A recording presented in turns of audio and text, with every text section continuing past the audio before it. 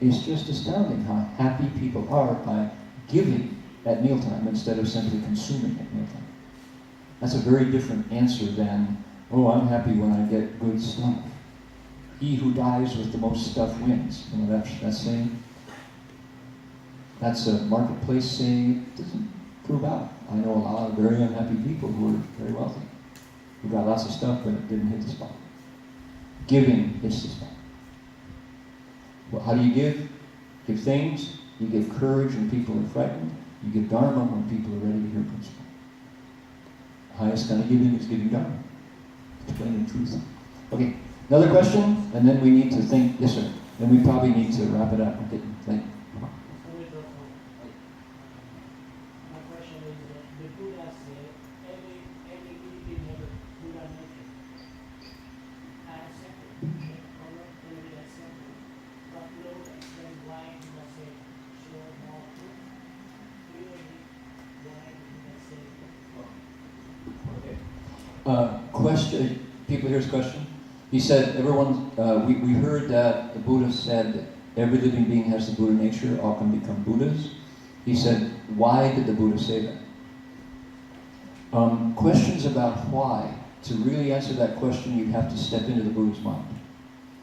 You're asking a question of motive. Okay, what was the Buddha's motive? Sorry, I haven't got a clue. I can't speak for the Buddha. Right? And that's it. Don't know. Do you know? Do you know why the Buddha said that? You do. Wait. You do know why the Buddha said that? Yes, I think so. Okay. Oh. You're not sure right away. Okay, so in other words, speculation. You want me to hold forth on why I think maybe the Buddha said that? Well, waste of your time, waste of my time. Sorry. No satisfaction there. Not going to go for it. That's fraternity. We just call them bull sessions. Pour a lot of beer, sit around with buddies and go, gee whiz, wow. Why are there stars in the sky? Oh man. So now personally, I'm really interested in that question too. You wonder, but you're never going to get any more than speculation in the answer. So I need to say that first. Now, if somebody said, your life depends on it, why did the Buddha say that? My best answer would be, because it's true. Okay? The Buddha wasn't selling books. The Buddha was not interested in having an interview on NPR. The Buddha wasn't interested in being a celebrity and making a film or YouTube video about being an expert on the universe. It's essentially you're asking a physics question. And if we know that's a physics, we're closer to having a clue about why the Buddha would say it. Because why? The Buddha was a person. He was a person who perfected his humanity, who then opened his eyes.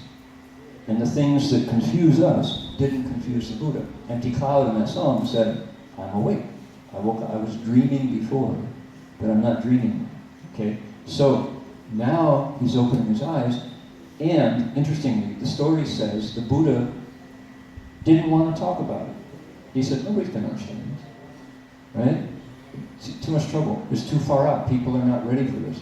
They say the Devas came down and said, oh, please, please, please, please, please. Living beings are suffering. Don't forget your vows. And they say he still walked around the Bodhi tree for 21 days, making up his mind to teach. Finally, he went off to the deer park, spoke the Dharma, and Maha, what's his name? The first one to wake up. Ashnata Kandinya heard the Dharma, woke up. First one. He got it, and then bit by bit, 1,250 monks started following. Some woke up, some didn't. So at first, he didn't even want to, because what he saw through his newly cleaned off wisdom eyes was, so, in other words, that's what the tradition tells us he saw. Now, how do I understand it in 2016? Something like this, and I'm totally spinning, right? This is just my best answer to it. What's your name? David? Okay, David, it's a fascinating question, and I think about it a lot. So here's why I think the Buddha didn't want to talk about it, but finally decided to, because he was moved by compassion. He saw people he cared about confused. Something like this. what they say about brain chemistry is that we all of us have chemicals that limit our perception. That it's kind of like if the input through my eyes, my ears, my nose, my tongue, my body, and most of all my mind, it's like a fire hose coming in there. I'm getting sights, I'm getting sounds, I'm getting smells and tastes, sensations of touch and dharmas going through all the time. It's like a fire hose.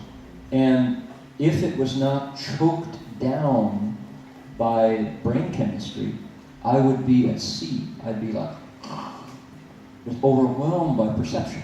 We're in an ocean of perception. For example, language, just take one.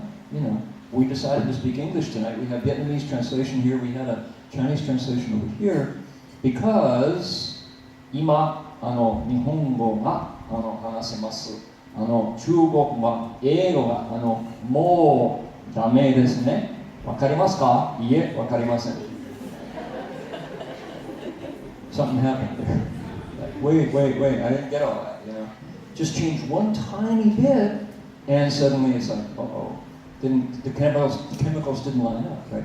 So we are seriously limiting perception so that we can make sense. Otherwise we'd be just an ocean of sounds and sights and things. So that's going on all the time.